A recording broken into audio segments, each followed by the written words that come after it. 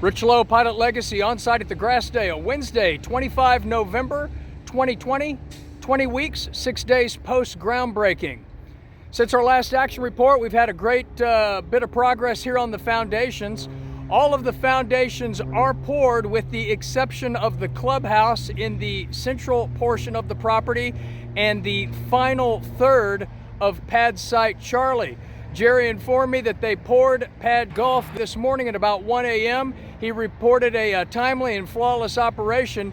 You can see the crew here now operating the trowel machines, smoothing out the imperfections in preparation for curing. Once it's cured, they'll remove the forms and we'll get a final pour on Charlie and the clubhouse either towards the last day of November or in the first week of December. At that point, pouring will be complete, and Strategic will commence with the paving, the smoothing out of all of the areas around the foundations, and then paving that in anticipation for framing, which will commence in early to mid-January.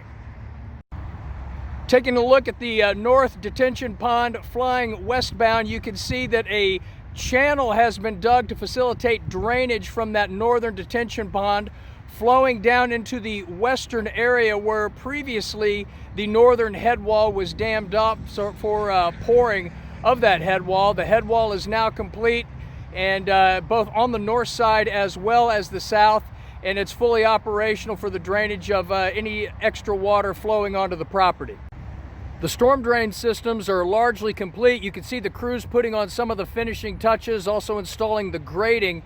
Once all that water's collected, it will lead down into the southern detention pond. Recall from our last update, they were preparing to install head walls in the detention pond, both on the northern boundary of it as well as the east. You can see those are in place.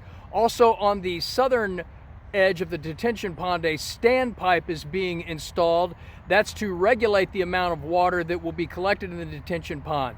Anything above and beyond a predetermined level will overflow into the natural floodplain westbound and down into Manor and Gilliland Creek.